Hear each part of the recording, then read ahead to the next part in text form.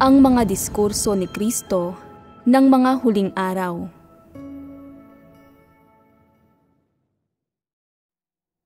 Sa paglutas lamang sa mga kuro-kuro ng isang tao, siya makakapagsimula sa tamang landas ng pananampalataya sa Diyos.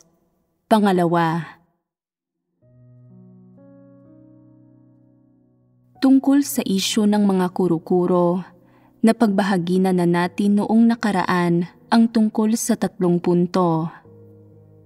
Ang una ay ang mga kuro-kuro tungkol sa pananampalataya sa Diyos. Ang ikalawa ay ang mga kuro-kuro tungkol sa pagkakatawang tao. At ang ikatlo ay ang mga kuro-kuro tungkol sa gawain ng Diyos. Natapos na nating talakayin ang unang 2 punto at napag-usapan na natin ang tungkol sa ilang medyo pangunahing nilalamang konsepto na may kaugnayan sa 3 punto. Tungkol naman sa mga kuro-kurong may kinalaman sa puntong ito o sa nilalamang may kaugnayan sa mga kuro-kurong ito, pagkatapos ba noon ay pinag-isipan ninyong mabuti kung ano ang iba pang nilalaman na may kaugnayan sa mga kuro-kurong ito at may kaugnayan sa katotohanan ito? Walang mga katotohanan na kasing simple lang ng literal na kahulugan ng mga iyon. Lahat ng katotohanan ay naglalaman ng kanya-kanyang tunay na kahulugan at lahat ng iyon ay may kinalaman sa buhay pagpasok ng mga tao, pati na rin sa lahat ng aspekto ng kanilang pang-araw-araw na pamumuhay at pananampalataya sa Diyos. Kaya, nakahanap na ba kayo sa inyong mga pang-araw-araw na buhay ng anumang nilalaman na may kaugnayan sa aspektong ito ng katotohanan? Kapag nakikinig kayo sa mga pagbabahaginan tungkol sa aspektong ito ng katotohanan, kaunti lang nito ang naiintindihan ninyo ng literal at may kaunti kayong pagkakilatis sa mga lantad na kuro-kuro. Kalaunan, sa pamamagitan ng higit pang pagninilay-nilay, pananalangin at paghahanap at pakikipagbahaginan sa inyong mga kapatid batay sa inyong karanasan, dapat ay makapagkakamit na kayo ng medyo mas malalim at mas praktikal na pagkaunawa.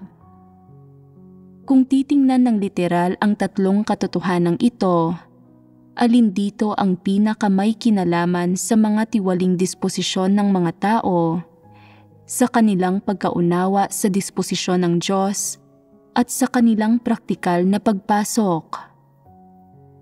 Aling katotohanan ang pinakamasusi at pinakamalalim?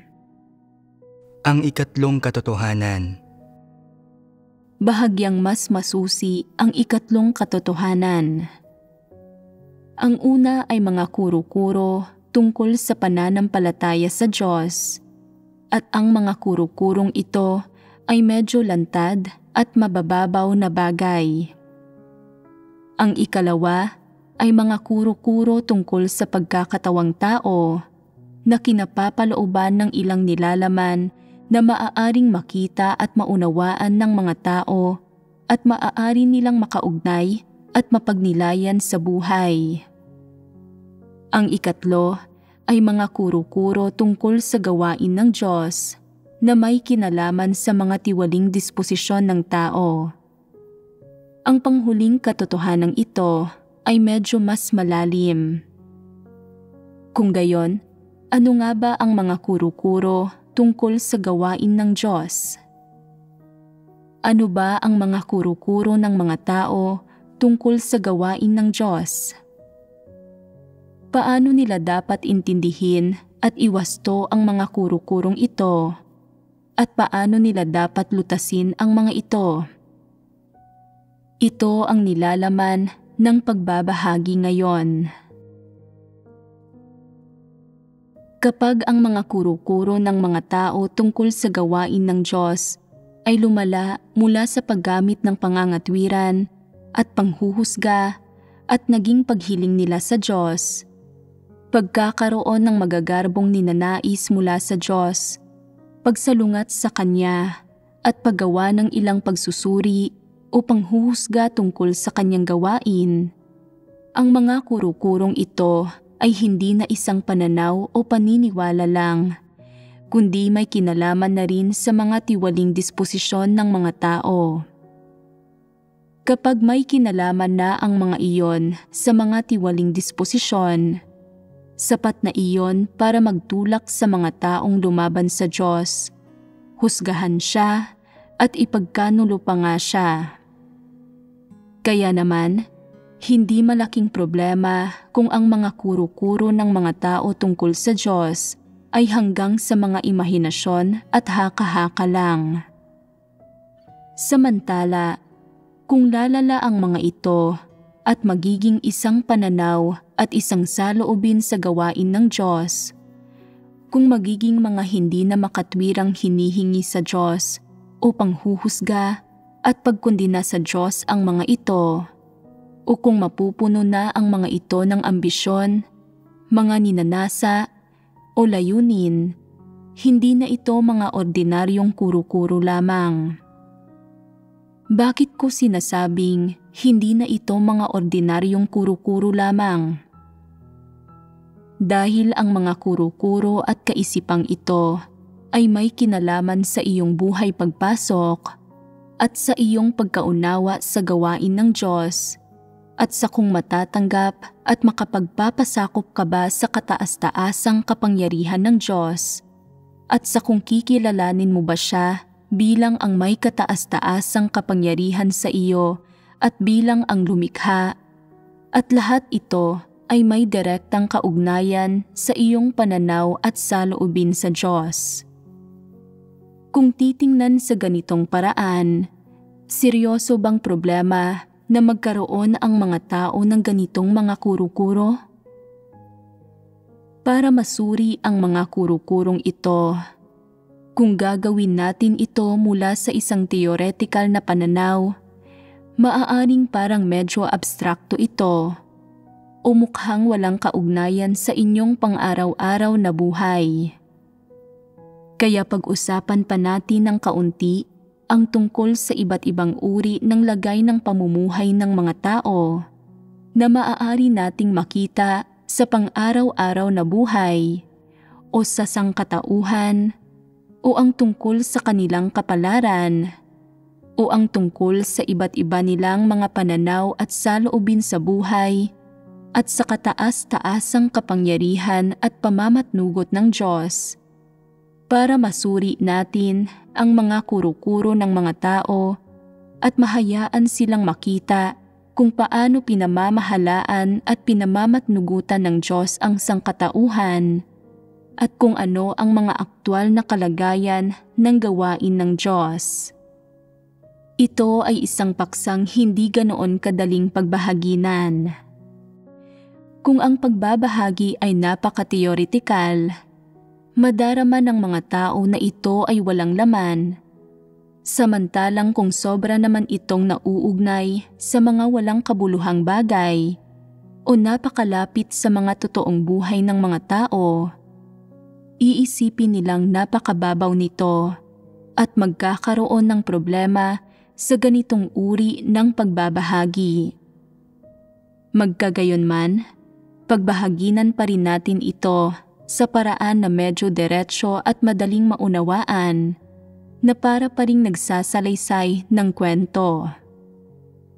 Sa pamamagitan ng pagkakasunod-sunod ng pangyayari at mga tauhan sa kwento, pati na rin ang pilosopiya ng pamumuhay na nasasalamin sa kwento mismo at sa pangyayaring nakikita ng mga tao, mauunawaan nila ang ilan sa mga paraan at diskarte kung paano ginagawa ng Diyos ang kanyang gawain.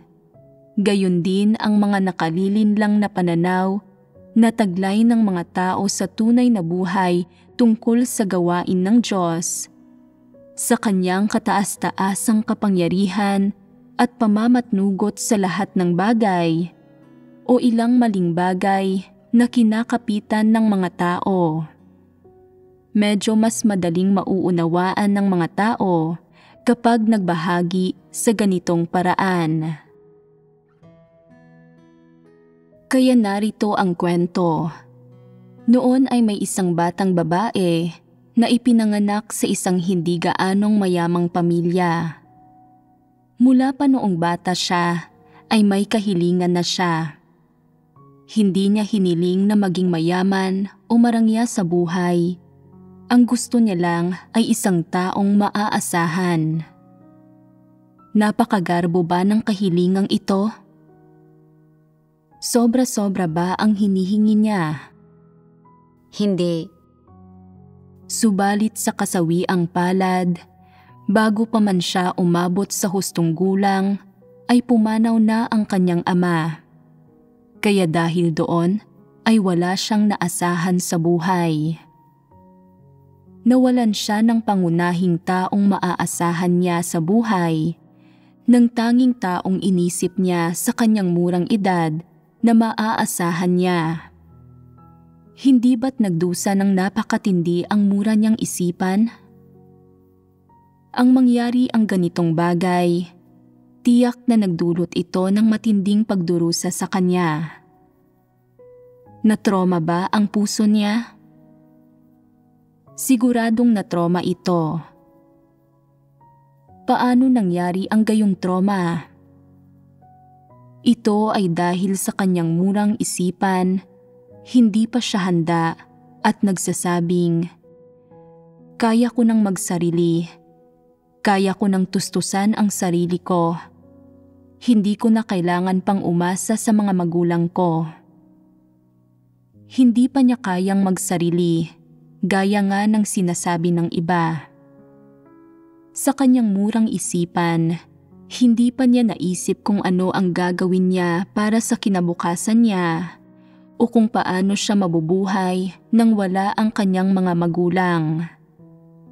Bago pa man siya magkamalay sa gayong mga bagay, sa ganitong sitwasyon pumanaw ang kanyang ama na nangangahulugan na ang tutustos sana sa buhay niya ay nawala na at mas hihirap pa ang mga araw kaysa dati. Maiisip na ninyo kung anong klasing buhay ang mayroon siya pagkatapos noon. Mahirap ang naging buhay niya kasama ng kanyang ina at batang kapatid na lalaki, halos hindi makaraos. Subalit gaano man siya namimighati, kailangan pa ring magpatuloy ang buhay, kaya nagpatuloy na lang siya kasama ang kanyang ina at kapatid. Makalipas ang ilang taon ay lumaki na siya at kaya na niyang kumita ng kaunting sarili niyang pera para tustusan ang mga gastusin sa buhay ng kanyang ina at kapatid. Subalit hindi pa rin marangya ang buhay nila. Sa hinaba-haba ng panahong ito, hindi nagbago ang pinakatatagong kahilingan niya. Kailangan niya ng isang taong maaasahan. Subalit anong klasing tao? Ano nga ba talaga ang hinihiling niyang taong maaasahan niya? Ilarawan nga ninyo sa akin ang taong iyon. Sa pinakasimpleng salita, ano ba ang ibig sabihin ng isang taong maaasahan? Nangangahulugan ito na may isang taong kayang bumuhay sa kanya, na makatutustos pati na rin ng pagkain at damit para hindi na niya mismo kailanganin pang maghanap buhay o magdusa ng anumang hirap. Kahit papaano man lang ay isang taong masasandigan niya tuwing may hindi magagandang nangyayari. Isang taong masasandalan niya gaya nga ng sinasabi nila. Iyon ang klase ng taong inaasam niya na maaasahan niya. Kahit pa hindi siya niyon matulungan o matustusan ng pampinansyal sa buhay, tuwing may hindi magandang mangyayari o tuwing siya ay mamimighati, kahit papaano man lang ay mayroon siyang masasandigan, isang taong makakatulong sa kanyang makaalpas sa mahihirap na panahon at malampasan ang unos. Ito ang hinihiling niya. Sobra-sobra ba ang hinihinging ito? Hindi ba makatotohanan ang kahilingang ito? Hindi naman sobra-sobra na hingin ito at hindi ito di makatotohanang kahilingan. Hindi ba't humihiling din ang maraming tao ng isang bagay na kasing simple nito? Iilang tao lang ang makakapagsabi na ipinanganak silang hindi umaasa sa sinuman maliban sa sarili nila mismo. Inaasam ng karamihan sa mga taong nabubuhay sa mundong ito at sa isang komunidad na magkaroon ng kaibigan o isang taong maaasahan at walang pinagkaiba ang batang babaeng ito. Sa isang kisapmata ay naabot na niya ang edad na maaari na siyang magpakasal at hinihiling pa rin niyang makakilala ng isang taong maaasahan niya, isang taong masasandalan niya. Hindi naman kailangang maging mayaman ang taong iyon o napanatilihin siya niyon sa sobrang kaginhawahan at hindi nito kailangang maging mahusay sa pakikipag-usap. Kailangan lang ay naroroon ito para suportahan siya tuwing siya ay may problema o ginigipit ng hirap o karamdaman, kahit pa para bigyan lang siya ng ilang nakapang-aalong salita at wala ng iba. Madali bang magkatotoo ang kahilingang ito? Hindi ito tiyak. Walang nakakaalam kung ang mga kahilingan ba ng mga tao ay ang binalak na ibigay o tuparin ng Diyos sa kanila, o kung sa huli ba ang kanilang mga kahilingan ay pauna ng itinakda ng Diyos sa kapalaran nila. Kaya, walang nakaalam kung matutupad ba ang hiling ng babaeng ito at hindi niya rin mismo alam ito. Gayunman, patuloy niyang pinanghawakan ang kahilingang ito habang siya ay nagpapatuloy sa susunod na yugto ng buhay. Sa panahong ito, nakaramdam din siya ng labis na pangamba at pagkabalisa. Subalit maging ganoon man, dumating pa rin naman ang araw. Hindi niya alam kung ang taong pinaplano niyang pakasalan ay isang ngang taong maaasahan niya ng panghabang buhay. Subalit taos-puso pa rin siyang umaasa sa puso niya na ang taong ito ay dapat na isang taong masasandigan ko. Ang lumipas na 20 o higit pang taon ng buhay ko ay naging mahirap na. Kung mapupunta ako sa isang taong hindi maaasahan, magiging mas mahirap pa ang nalalabing bahagi ng buhay ko.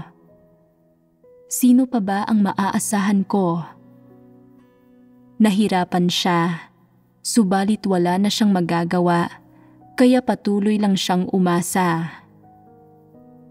Para mabuhay, kapag hindi alam ng mga tao kung bakit sila naririto sa buhay na ito at kung paano nila tatahakin ang buhay, patuloy silang nangangapa ng may ganitong uri ng kahilingan at hindi nababatid na pag-asa.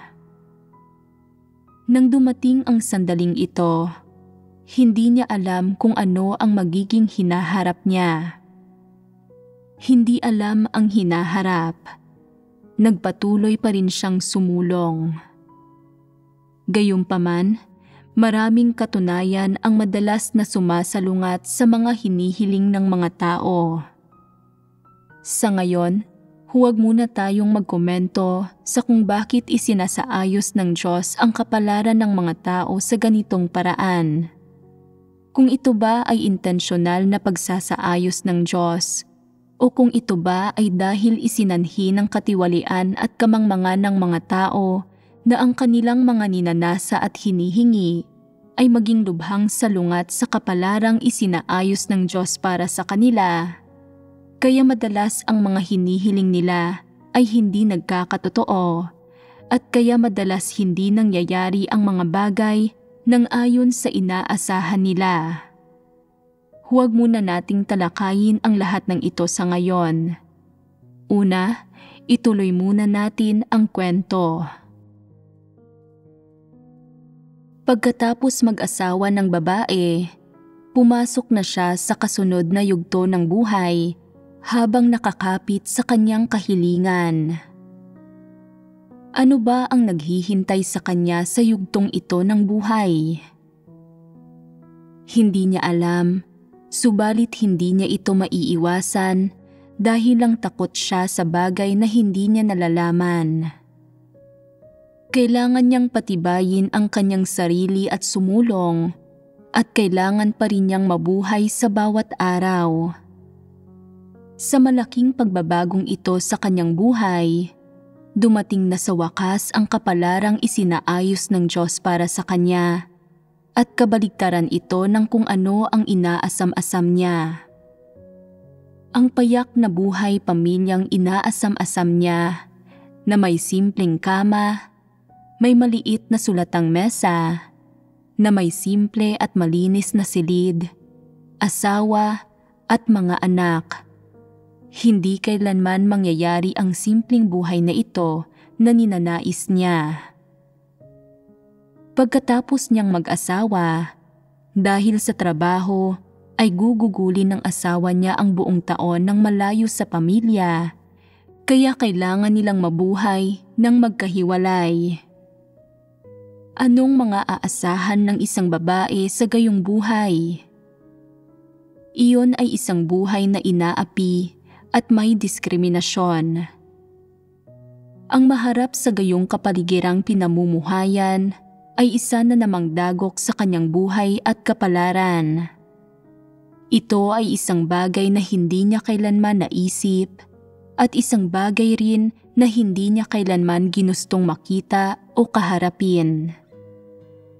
Subalit ngayon, ang mga katunayan ay ganap na hindi naaayon sa kanyang mga kagustuhan at imahinasyon. Ang hindi niya gustong makita o maranasan ay totoong nangyari na sa kanya. Malayo ang asawa niya na nasa trabaho ng buong taon. Kailangan niyang hindi umasa sa iba, kapwa sa buhay at pampinansyal. Kailangan niyang lumabas at kumita para bayaran ang mga bayarin ng mag-isa. Wala siyang katuwang sa buhay at kailangan niyang umasa sa sarili niya sa lahat ng bagay. Sa gayong kapaligirang pinamumuhayan niya, nagkaroon ba ang babaeng ito ng isang taong maaasahan niya o talagang hindi? Natupad ba o nawasak ang kahilingan niya pagkatapos niyang mag-asawa? Kitang-kita naman, sa ikalawang mahalagang yugto ng kanyang buhay, muli na namang nasira ang kanyang pag-asa at wala na siyang maaasahan. Ang taong akala niya ay maaasahan niya sa buhay ay wala sa tabi niya at hindi talaga maaasahan. Ang taong itinuring niyang haligi ng lakas niya, na kanyang sandigan, at isang taong maaasahan ay hindi man lang maaasahan. Kailangan niyang gawin ang lahat ng bagay ng mag-isa at pangasiwaan at harapin ang lahat ng bagay ng siya lang. Sa mga panahong pinakanahirapan siya, ang magagawa niya lang ay ang magtago sa kama at umiyak sa ilalim ng mga kumot nang walang sino mang dumaramay sa kanyang problema. Alang-alang sa kanyang imahe, kakayahang makipagkompetensya at pagpapahalaga sa sarili, madalas siyang nagpapakita ng matibay na panlabas at tila ba isa siyang matatag na babae, ngunit sa kaibuturan niya ay talagang napakarupok niya. Kailangan niya ng suporta at nag-aasam siya ng isang taong maaasahan pero hindi pa nagkakatotoo ang kahilingang ito. Lumipas ang ilan pang taon at palipat-lipat siya kasama ang kanyang ilang maliliit na anak, nangungupahan at namumuhay ng walang permanenteng tirahan. Sa ganitong paraan, ang isa sa kanyang pinakapangunahing hinihingi sa buhay ay unti-unti at dahan-dahang gumuguho habang lumilipas ang mga taon. Ang gusto niya lang naman ay ang magkaroon ng isang maliit na silid na may kama, isang maliit na mesa para sa pagsusulat, at isang kalan na malulutuan, at na makakain ang pamilya niya sa mesa, mag-alaga ng ilang manok, at mamuhay ng isang simpleng buhay. Hindi siya umaasang maging mayaman o marangya. Basta't simple lang ang buhay, payapa at sama-sama ang pamilya, sapat na iyon. Gayunman, ang magagawa niya lang sa ngayon ay mabuhay ng isang kahig at isang tuka kasama ng kanyang mga anak. Hindi lamang siya walang maaasahan, kundi ang malala pa rito, kailangan niyang maging ang taong maaasahan ng kanyang sariling mga anak.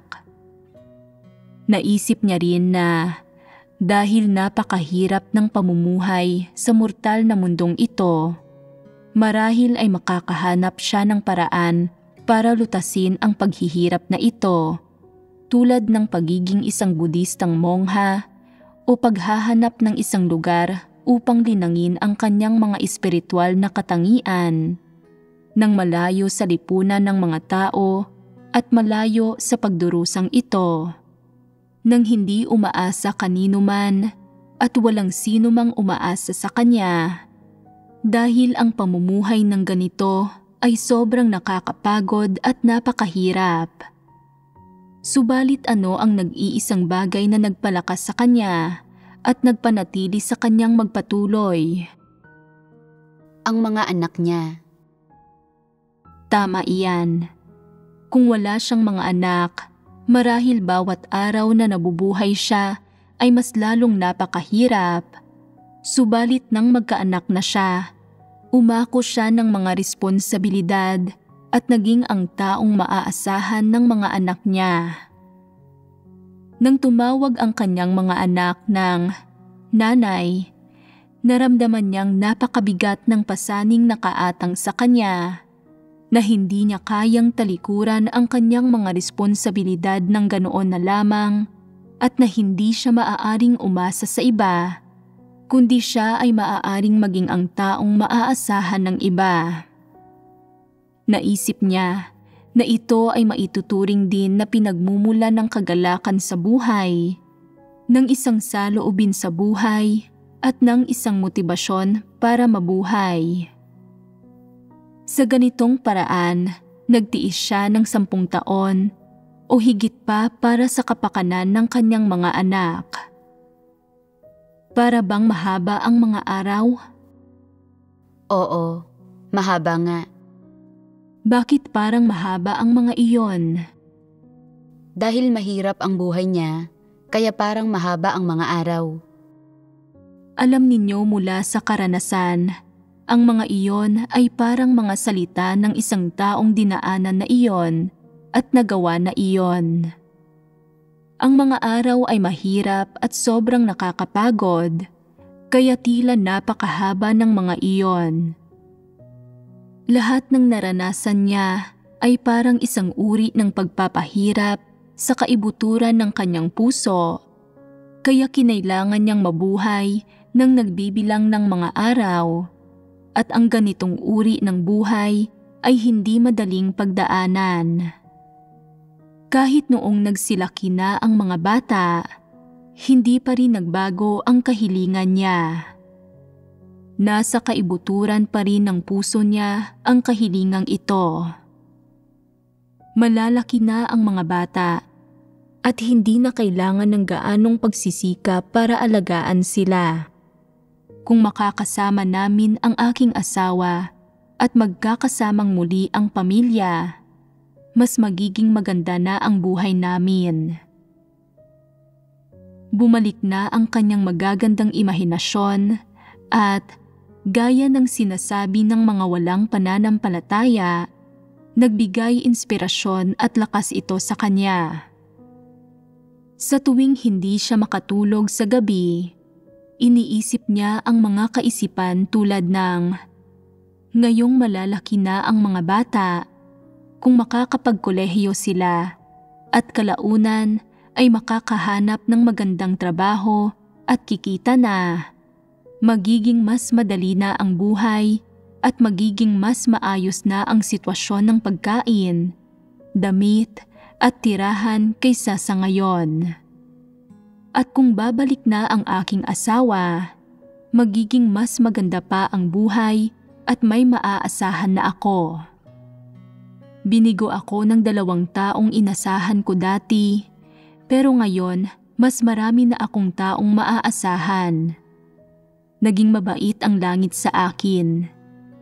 Mukhang mas maganda na ang mga susunod na araw. Naniwala siyang maganda na ang mga darating na araw. Mabuting bagay ba ito o masama? Walang nakakaalam. Walang nakakaalam kung ano ang kapalaran sa buhay ng isang tao o kung ano ang naghihintay sa hinaharap. Ang lahat ng tao ay natitisod sa buhay ng tulad nito, nakakapit sa kanilang magagandang kahilingan. Makalipas ang 10 taon, lumipat sa ibang trabaho ang asawa niya at nagkasama na sa wakas ang pamilya na isang mabuting bagay. Kaya sa huli, magiging isang taong maaasahan na ba niya ang asawa niya?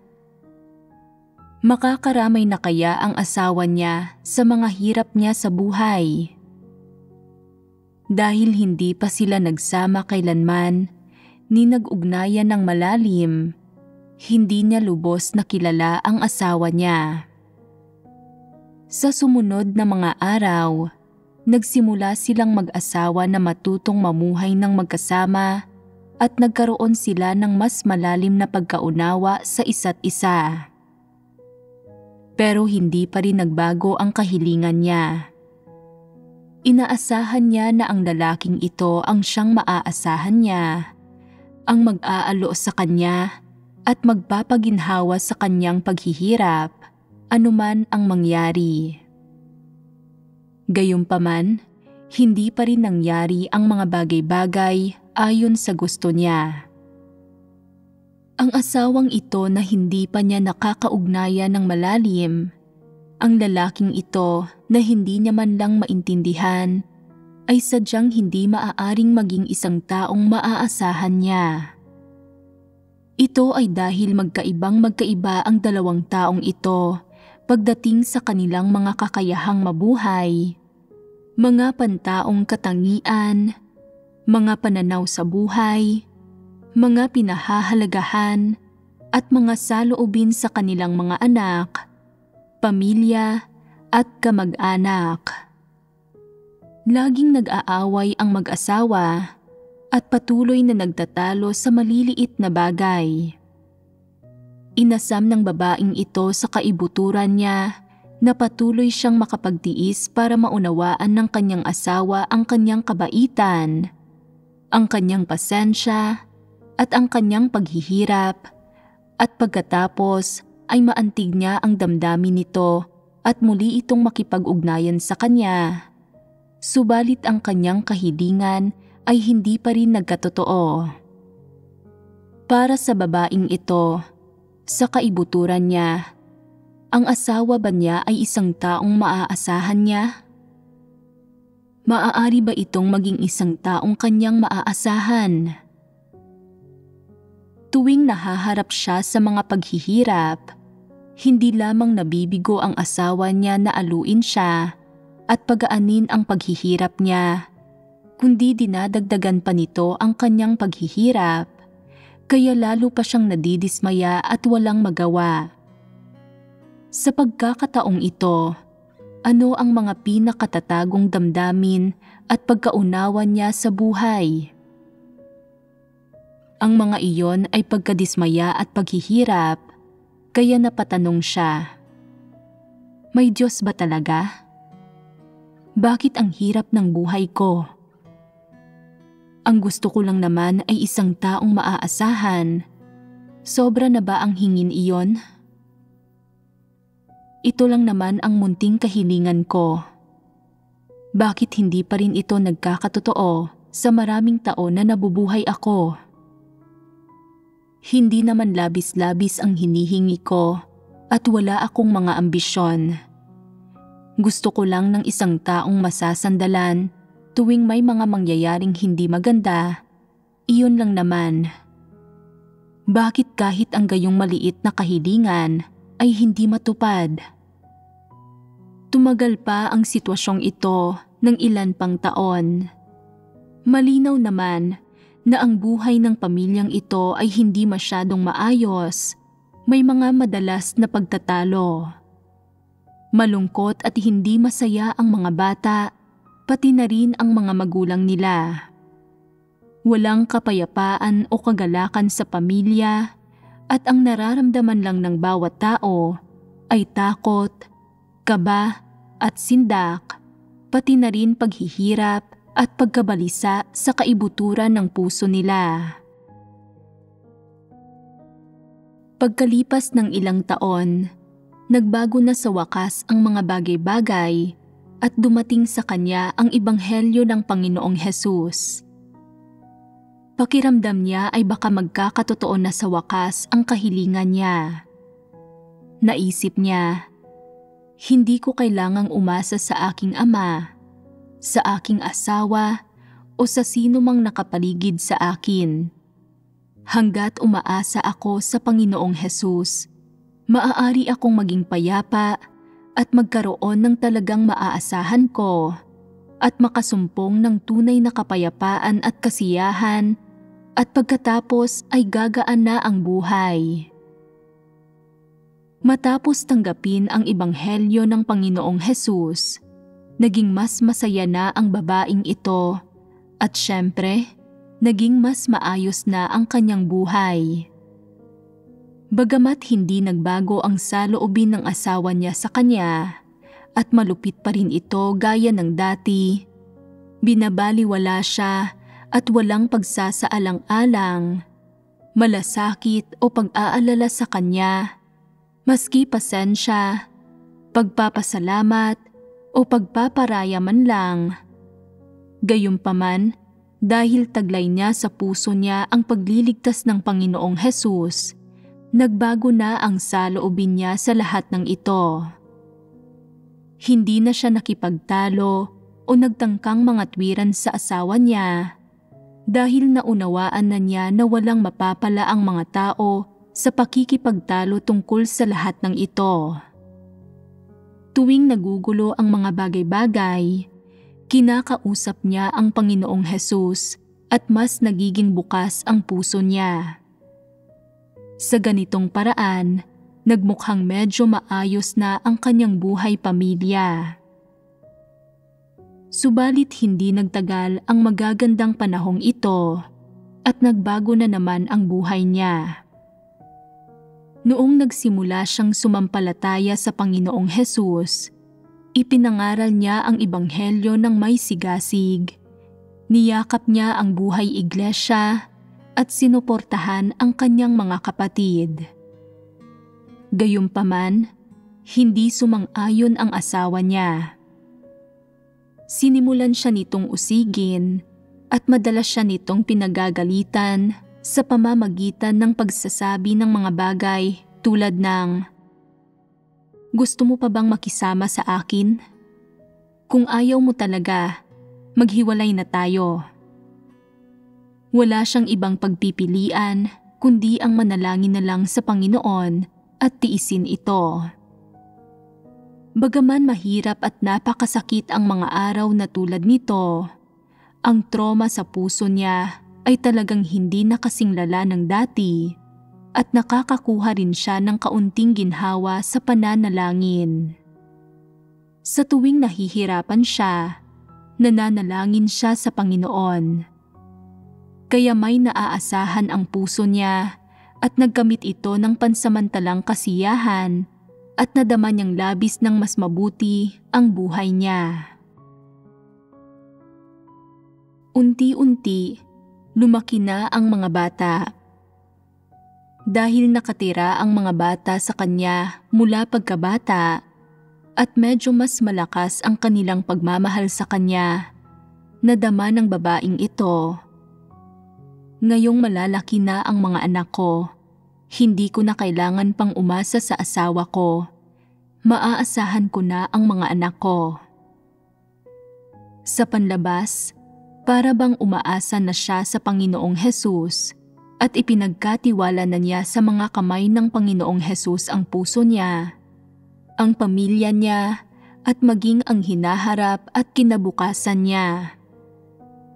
Pero kung tutuusin, sa kaibuturan niya, kumakapit pa rin siya sa kahilingang ito sa mga tao na nakikita niya at may kaugnayan sa kanya, at umaasa siyang magkakatotoo ang kahilingang ito balang araw.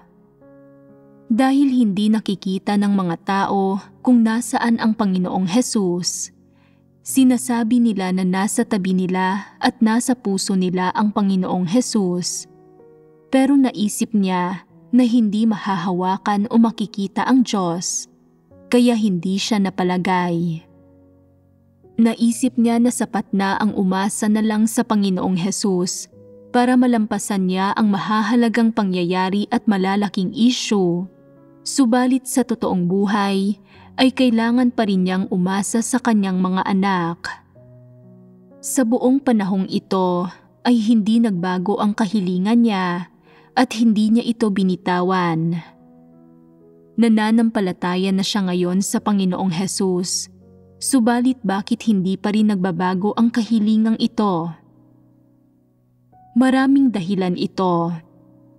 Ang isa ay hindi na nauunawaan ang katotohanan at wala pa siyang gaanong nalalaman o naiintindihan tungkol sa kataas-taasang kapangyarihan at pamamatnugot ng Diyos. Ito ang obhetibong dahilan. Ang personal na dahilan ay isa siyang duwag na tao.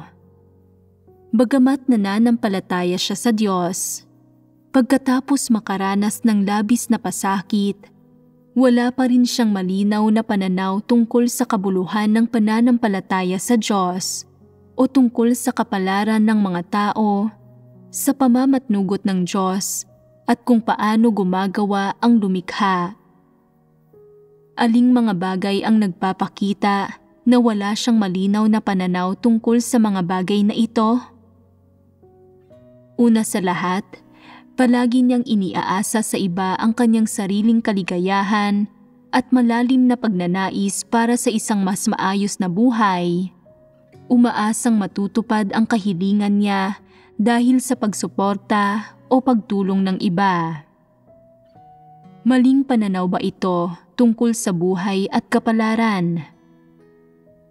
Mali ang pananaw na ito. Bilang isang magulang, mali ba na umasa ka sa iyong mga anak sa pamamagitan ng pag-asa na magiging masunurin sila sa iyo at masusuportahan ka nila paglaki nila? Hindi ito mali at hindi ito paghingi ng sobra. Kung gayon, ano ang problema rito? Palagi niyang ninanais na umasa sa kanyang mga anak at mamuhay ng isang masayang buhay sa pamamagitan ng pag-asa sa kanyang mga anak at gugulin ang nalalabing buhay niya na umaasa sa mga anak niya at tamasahin ang ganito at ganyan sa pamamagitan ng pag-asa sa mga anak niya. Ano ang maling pananaw niya sa paggawa nito? Bakit siya may ganitong ideya? Ano ang pinagmulan ng pananaw na ito na pinanghahawakan niya? Palaging labis na inaasam ng mga tao ang isang partikular na paraan ng pamumuhay at partikular na antas ng pamumuhay. Ang ibig sabihin, bago pa man malaman ng mga tao kung paano paunang itinakda ng Diyos ang mga buhay nila o kung ano ang kapalaran nila. Naplano na nila kung ano ba dapat ang antas ng pamumuhay nila, na dapat ay maging masaya sila at magkaroon ng kapayapaan at kagalakan sa kanilang mga buhay at maging mayaman at marangya at magkaroon ng mga taong tutulong sa kanila at maaasahan nila. Naplano na ng mga tao ang kanilang landas sa buhay, ang mga layo nila sa buhay, ang kahahantungan nila sa buhay at lahat ng iba pa. Mayroon bang kahit na anong pananampalataya sa Diyos sa lahat ng ito? Walang kahit na ano. Palaging may pananaw ang babaeng ito sa buhay. Kung aasa ako kay ganito at ganyan, magiging mas payapa, mas masaya, at mas marangya ang buhay ko. Kung aasa ako kay ganito at ganyan, magiging mas maayos, mas panatag, at mas masaya ang buhay ko. Tama ba o mali ang pananaw na ito? Pagkaraan ng napakaraming taon, naabot na niya ang yugto ng pagsampalataya sa Panginoong Hesus. Subalit hindi pa rin niya nakikita ng malinaw kung tungkol ba saan ang buhay ng tao. Mayroon pa rin siyang mga pansariling layunin at plano at kinakalkulan niya ang kanyang landas sa hinaharap at pinaplano ang kanyang buhay sa hinaharap. Kung titingnan ito ngayon, tama ba o mali ang saloobing ito sa buhay at ang ganitong uri ng pagpaplano? Mali ito. Bakit? Dahil hinahangad niya ang mga pansarili niyang mithiin at kagustuhan sa halip na kung ano ang hinihingi ng Diyos sa mga tao. Ang hinahangad niya ay walang kinalaman sa paunang itinakda ng Diyos. Bago pa man niya nalaman kung ano ang gagawin ng Diyos, nagpasya na muna siyang humanap ng taong maaasahan niya. Aasa siya sa taong ito sa yugtong ito at sa taong iyon sa susunod na yugto. Sa ganitong paraan, hindi na siya umaasa sa Diyos at umaasa na lamang siya sa tao sa halip na sa Diyos. Dahil palagi siyang may ganitong kahilingan at ganitong mga plano, nasa puso ba niya ang Diyos? Wala. Kaya, sa isang panig, ano ang nagdulot ng kirot na nagmula sa lahat ng kanyang paghihirap? Dulot ito ng kanyang kahilingan. Totoong-totoo iyan. Kaya paano umusbong ang kahilingan niya? Sa hindi niya pananampalataya sa kataas-taasang kapangyarihan ng Diyos o sa pamamatnugot at mga pagsasaayos ng Diyos. Tama iyan. Hindi niya naunawaan kung paano nangyayari ang kapalaran ng tao at hindi rin niya naunawaan kung paano kumikilos ang kataas-taasang kapangyarihan ng Diyos. Ito ang ugat ng problema. Ituloy natin ang kwento. Nang nagsilaki na ang mga anak ng babaeng ito, ang ilan ay nagtrabaho at ang iba naman ay lumagay sa tahimik at nagsipag-asawa. At syempre, kailangan nilang iwan ang kanilang mga magulang at magsarili at hindi na nila madalas makasama ang kanilang mga magulang. Dahil doon, ano ang sumunod na problemang kinaharap ng babaeng ito? Ang kahilingan niyang umasa sa kanyang mga anak ay tila nasa bingit ng muling pagkawasak. Isa na namang masakit na trahedya ito, panibagong dagok sa kanyang karanasan sa buhay. Dahil sa lahat ng uri ng kadahilanan, hindi maaaring manirahan sa tabi niya ang kanyang mga anak at hindi siya masamahan ng mga ito o madalas na madalaw at maalagaan. Kaya naman, ang inaasam niya na sana ay nasa tabi niya ang kanyang mga anak upang maging mabuting anak ang mga ito at alagaan siya. At ang kanyang kahilingang makaasa sa kanyang mga anak upang maging mas madali sa kanya ang mga bagay-bagay at mamuhay siya ng mas komportable at mas masayang buhay. Unti-unting lumalayo ang lahat ng ito sa kanya. Kaya, tumindi ng tumindi ang kanyang pagkabahala, pag-aalala, at pananabik sa kanyang mga anak. Hindi ba't isa na naman itong uri ng pasakit? Habang nagkakaedad na siya at unti-unti na siyang tumatanda, palalim ng palalim ang kanyang paghihirap, pati na rin ang pananabik niya sa kanyang mga anak.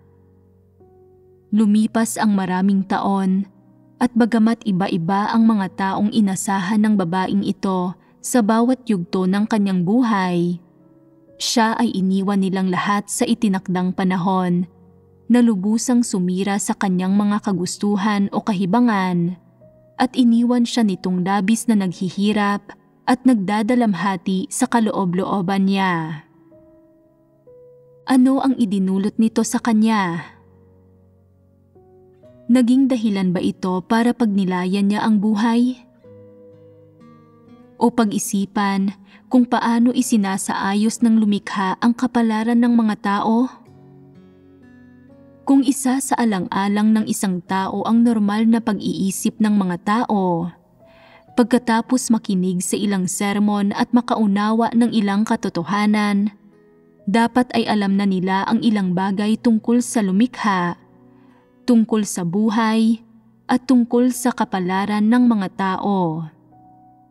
Gayunpaman, dahil sa iba't ibang kadahilanan, at dahil sa problema ng mismong bida sa kwentong ito, hanggang sa puntong ito ay hindi pa rin niya maintindihan at wala siyang ideya tungkol sa kanyang naranasan at nakaharap sa bawat yugto ng kanyang buhay o kung ano ba ang kanyang problema, at sa kaibuturan ng kanyang puso ay naghangad pa rin siya ng isang taong maaasahan. Kaya kanino ba talaga siya dapat umasa? Totoong ang Diyos ang siyang inaasahan ng mga tao, ngunit ang Diyos ay hindi lang para asahan ng mga tao, hindi lang siya para dito. Mas mahalaga na malaman ng mga tao kung paano makasundo ang lumikha, kung paano makilala ang Diyos at magpasakop sa Kanya. Hindi lang ito relasyon ng pag-asa at pagiging inaasahan. Matapos mawalan ang babaeng ito ng maaasahan sa kanyang mga anak at nang tumanda na siya, inilipat niya ang pag-asa niya sa kanyang asawa na siyang naging huli niyang pag-asa.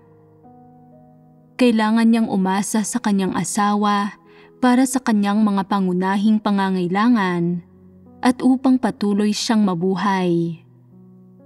Kinailangan niyang humanap ng mga paraan upang mabuhay ang kanyang asawa ng ilang taon pa para makakuha siya ng kaunting pakinabang para sa kanyang sarili. Iyon ang kanyang inasahan. Nabuhay siya ng ganito katagal, kaya puro uban na ang matandang babae. Kulubot na ang kanyang mukha at natanggal na halos ang lahat ng ngipin niya. Bagamat nagbago na ang kanyang hitsura, ang nanatiling pareho pa rin ay nasa bawat yugto ng kanyang buhay. Nakaramdam siya na hindi na niya kayang magpatuloy pa dahil sa sobrang hirap. At kahit na maraming beses niya iyong naramdaman, naging pareho pa rin ang kanyang kahilingan. Ang magkaroon siya ng taong maaasahan. Ang isa pang bagay na hindi nagbago ay ang kanyang maling akala tungkol sa mga pangako ng Diyos sa mga tao. Gayon din ang ilang maling akala niya tungkol sa kanyang sarili, sa sangkatauhan, at sa kanyang kapalaran at mga pagkakataon. Bagamat sa kaibuturan niya ay nagiging mas malabo at malayo na ang mga maling akalang ito, marahil ay may kinakapitan pa rin siyang kaunting pag-asa sa kaibuturan ng puso niya. Kung sa nalalabing mga taon ko ay mabubuhay akong masaya kasama ang isang taong maaasahan ko, o makikita ko ang araw kung kailan magtatapos ang gawain ng Diyos at siya ay luluwalhatiin, hindi nawalan ng saysay ang buhay na ito. Iyon ang buhay ng babaeng ito, at doon nagtatapos ang kwento. Ano ang dapat na pamagat ng kwentong ito? Kanino ako aasa? Iyan ay isang pamagat na maganda at nakakapukaw ng isipan. Bumalik tayo sa paksa ng ating pagbabahagi. Ano ang kinalaman ng kwentong ito sa mga kuro-kuro ng mga tao tungkol sa gawain ng Diyos? Aling bahagi ang may kaugnayan sa mga kuro-kuro ng mga tao tungkol sa gawain ng Diyos? Sa anong mga kuro-kuro ito nauugnay? Ibahagi ninyo ang mga naiisip ninyo. Sa tingin ng mga tao ay dapat tuparin ng Diyos ang mga bagay nang ayon sa mga ekspektasyon at plano nila. Ito ang uri ng kuro-kurong mayroon ang mga tao. Sa mga kuro-kuro ng mga tao, iniisip nila na hanggat mabuti, positibo, at maagap ang mga mithiin nila, dapat na ipagkaloob ng lumikha ang mga iyon at hindi sila dapat pagkaitan ng karapatang pagsikapan ang isang magandang buhay. Isa itong kuro-kuro. Ang pagtupad ba ng lumikha ay naaayon sa mga kagustuhan, inaasahan, at imahinasyon ng tao? Hindi ito naaayon. Kung gayon, sa anong paraan ba kumikilos ang lumikha? Maging sino ka man at maging anuman ang pinlano mo, gaano man kaperpekto at kagalang-galang ang mga imahinasyon mo, o hanggang saang antas man tumutugma ang mga ito sa realidad ng iyong buhay, hindi tumitingin ang Diyos sa alinman sa mga bagay na ito ni pinapansin niya ang mga ito. Sa halip, ang mga bagay ay isinasakatuparan, pinamamatnugutan, at isinasaayos ng ayon sa mga inordeng pamamaraan at kautusan ng Diyos. Ito ang matuwid na disposisyon ng Diyos.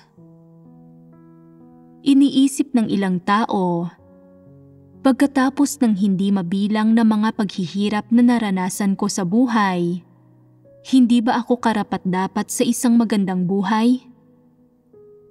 Kapag humarap ako sa lumikha, hindi ba ako magiging kwalipikadong humiling at maghangad ng magandang buhay at magandang destinasyon? Hindi ba't kuro-kuro ito ng tao?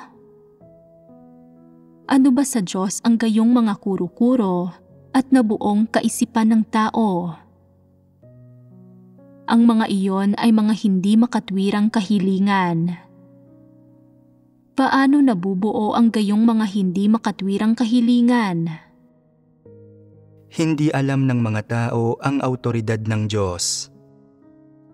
Ito ang obhetibong dahilan. Ano ang personal na dahilan? Ito ay dahil mayroon silang mapaghimagsik na disposisyon at ayaw nilang hanapin ang katotohanan o magpasakop sa kataas-taasang kapangyarihan o mga pagsasaayos ng lumikha. Ang buhay bang isinasaayos ng lumikha para sa karamihan ng mga tao ay mahirap o masaya ba ito at walang inaalala? Karamihan sa mga tao ay namumuhay ng mahirap na buhay na may napakaraming paghihirap at labis na pasakit.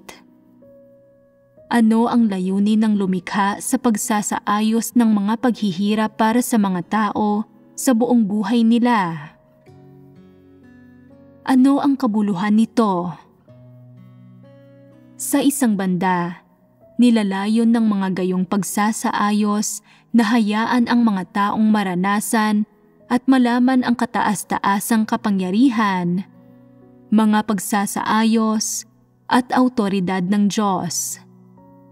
Sa kabilang banda, ang pangunahing layunin niya ay ang hayaan ang mga taong maranasan kung ano ba talaga ang buhay, at sa gayon ay matanto nila na ang kapalaran ng tao ay kontrolado ng kamay ng Diyos at hindi pinagpapasyahan ng sino mang tao ni binabago dahil sa mga pagbabago sa personal na kalooban ng mga tao. Anumang ginagawa ng lumikha at anumang uri ng buhay o kapalaran ang isinaayos niya para sa mga tao, pinapagnilay niya sila tungkol sa buhay at sa kung ano ba talaga ang kapalaran ng tao, at habang pinagninilayan nila ang lahat ng ito, pinapalapit niya sila sa harap ng Diyos. Kapag ipinapahayag ng Diyos ang katotohanan at sinasabi niya sa mga tao kung ano ang lahat ng ito, sinasanhin niyang humarap ang mga tao sa Kanya, tanggapin kung ano ang sinasabi ng Diyos, maranasan kung ano ang sinasabi ng Diyos, maunawaan kung ano ba talaga ang kaugnayan ng lahat ng sinasabi ng Diyos sa lahat ng bagay na nararanasan ng mga tao sa kanilang totoong buhay. Hinahayaan niyang mapatunayan ng mga tao ang pagiging praktikal, tumpak at balido ng mga katotohanan ito. Pagkatapos niyon ay nakakamit nila ang mga iyon at kinikilala nila na ang tao ay kontrolado ng mga kamay ng lumikha at na ang kapalaran ng tao ay pinamamahalaan at isinasaayos ng Diyos. Kapag naunawaan na ng mga tao ang lahat ng ito, hindi na sila magkakaroon pa ng anumang hindi praktikal na plano sa kanilang buhay at hindi na sila magkakaroon pa ng mga plano na sumasalungat sa mga kagustuhan ng lumikha ni sa kung ano ang inorden at isinaayos niya. Sa halip, magiging mas tumpak ang kanilang pagsusuri at pagkaunawa o pagkakaintindi at plano kung paano dapat ipamuhay ang kanilang buhay at ang daang dapat nilang tahakin. Ito ang layunin at kabuluhan ng maraming paghihirap na isinasaayos ng Diyos sa buhay ng mga tao. Kung babalikan natin ang kwento, pagkatapos na dumanas ang bida ng maraming paghihirap, ano ba ang pagkakaunawa niya sa kung bakit niya kinailangang magtiis ng mga paghihirap at pasakit sa buhay na ito, at kung bakit pinamatnugutan at isinaayos ng lumikha ang mga bagay sa ganitong paraan? Nakikita ba ninyo iyon sa kwento? Naunawaan ba niya ang mga bagay na ito? Hindi. Bakit niya ito hindi naunawaan? Dahil sa bawat yugto ng buhay niya at sa bawat punto ng pagbabago sa buhay niya, sa tuwing paulit-ulit na nawawasak ang mga hinihiling niya, ay hindi siya nagninilay o bumubuo ng konklusyon kung bakit hindi magkakatotoo kailanman ang panghabang buhay na pangarap niya. Kung pinagnilayan at hinanap sana niya ang katotohanan, nagbago na sana siya.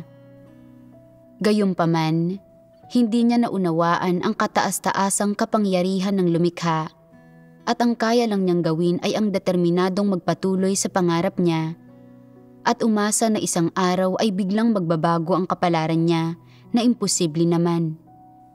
Sa panahon ng prosesong ito, palagi siyang lumalaban at nakikibaka, kaya siya matinding nagdalamhati. Ganoon lang iyon. Dahil mali ang landas na kanyang pinili, subalit hindi niya alam iyon. Itinuring niya iyon bilang isang tamang landas, bilang kanyang lehitimong hangarin at lehitimong kahilingan, at pagkatapos ay nagsumikap, nakipaglaban at nakipagbaka siya sa direksyong iyon. Hindi siya kailanman nag-alinlangan kung makatotohanan ba o hindi ang kahilingan niya, ni nagduda kung tama ba ito. Sa halip, matigas niyang hinangad ang direksyong ito nang hindi kailanman nagbabago o bumabaling. Ano kung gayon ang layunin ng Diyos sa pagbibigay sa kanya ng napakaraming paghihirap sa buhay? Hindi aksidenteng ginawa ng Diyos ang lahat ng ito. Sa buhay ng sino mang tao, nagsasaayos ang Diyos ng ilang pambihirang karanasan at ilang masasakit na karanasan para dito. Sa katunayan, ginagamit ng lumikha ang pamamaraang ito at ang mga katunayang ito para sabihin sa iyo na huwag ka nang magpatuloy ng tulad nito at na walang patutunguhan ang landas na ito at na hindi ito ang landas na dapat mong tahakin. Ano ang nakikita ninyo rito na hindi nakikita ng mata? Ito ay pagpili ng Diyos ng isang landas para sa mga tao at paraan din ito ng pakikipag-usap ng Diyos sa mga tao at kanyang paraan ng pagliligtas sa mga tao at para mapaahon ang mga tao sa kanilang mga maling kuro-kuro at sutil na pamamaraan. Ito rin ang paraan ng Diyos ng pagsasabi sa iyo na ang pinili mong landas ay isang kumunoy, isang nag-aapoy na hukay, isang daang wala ng balikan, at hindi mo ito dapat lakaran. Kung magpapatuloy ka sa daang ito, patuloy kang magdurusa. Hindi ito ang tamang landas sa buhay, hindi ito ang landas na dapat mong tahakin, at hindi ito ang landas na paunang inorden ng Diyos para sa iyo. Kung matalino kang tao, pagkatapos mong dumanas ng paghihirap ay magninilay ka. Bakit ako nakaranas ng ganitong paghihirap? Bakit ko nadamang hindi ko na kayang magpatuloy pa? Hindi ba angkop sa akin ang landas na ito? Kung gayon, anong landas ang dapat kong lakaran at anong direksyon ang dapat kong tahakin sa buhay? Habang nagninilay ka, bibigyan ka ng Diyos ng kaunting inspirasyon at gabay o ituturo niya ang tamang direksyon na dapat mong tahakin sa iyong susunod na hakbang. Palagi kang ginagabayan ng Diyos upang mas praktikal at tumpak mong maarok ang daan pasulong na pinlano niya para sa iyo sa totoong buhay. Ginawa ba ito ng bida sa kwentong kasasabi ko lang sa inyo? Hindi. Hindi siya kailanman nagnilay. Anong klasing disposisyon ang mayroon siya? Ang pagiging mapagmatigas. Napakabigat ng suliraning ito. Mula noong bata pa siya hanggang noong tumanda na siya, hindi nagbago ang kahilingan niyang magkaroon ng taong maaasahan. Bago pa man niya narinig ang ebanghelyo ng Diyos at bago siya nagkaroon ng kabatiran sa kung paano nilikha ng lumikha ang langit at lupa at lahat ng bagay, o nang dumating sa kanya ang ebanghelyo ng Diyos at sinabi ng Diyos sa kanya ang katotohanan sa lahat ng ito, hindi nagbago ang kahilingan niya mula simula hanggang wakas. Ito ang pinaka-nakakalungkot na aspekto. May mga kaisipan at ideya ang mga tao. Ano ang layunin ng Diyos sa paglikha ng lahat ng ito para sa mga tao? Ito ay para madama at maintindihan ng mga tao ang mga tao, pangyayari, bagay, at kapaligiran na isinasaayos ng Diyos para sa kanila. Bilang isang normal na taong nagtataglay ng katwiran at konsensya, mauunawaan naman ng bawat nilikhang tao ang mga pagnanais ng lumikha at mauunawaan nila ito sa iba't ibang antas ng lalim kapag naranasan at pinahalagahan nila sa kanilang puso ang lahat ng bagay na ito na pinamatnugutan ng Diyos. Isang paraan ito ng paggawa ng Diyos na napakapraktikal at totoo. Subalit dahil masyadong mapagmataas at mapagmatigas ang mga tao at hindi nila madaling matanggap ang katotohanan, mahirap para sa kanila na maarok ang mga layunin ng lumikha. Paano na ipamamalas ang pagiging mapagmatigas ng mga tao? Ano man ang sabihin o gawin ng Diyos, kumakapit pa rin ang mga tao sa sarili nilang mga bagay. Ang mentalidad nila ay, gusto kong planuhin ang buhay ko. May mga ideya ako, may utak ako, may pinag-aralan ako, at kaya kong kontrolin ang buhay ko. Nakikita ko ang pinagmumulan ng lahat ng bagay sa buhay ko at kaya kong ganap na pamatnugutan ang lahat ng ito, kaya kaya kong planuhin ang sarili kong kaligayahan, hinaharap at kinabukasan. Kapag nadarama nilang hindi na nila kayang magpatuloy pa, sinasabi nila, "Nabigo ako sa pagkakataong ito. Susubukan ko na lang ulit sa susunod." Naniniwala sila na ganito dapat mamuhay ang mga tao at kung ang isang tao ay hindi mapagkompetensya, magiging lubhang walang silbi at mahina siya sa buhay. Ano ang nasa ugat ng kanilang pagpupumilit? Ano ang dahilan nito? Ito ay dahil naniniwala sila na dapat silang maging ganap na malakas na tao sa halip na mahinang tao at na hindi sila dapat mapatumba ng buhay, lalo na ang maliitin ng ibang tao at na dapat na nakapagsasarili at mapagkompetensya ang mga tao at may matibay na pagpapasya at tinitingala ng iba.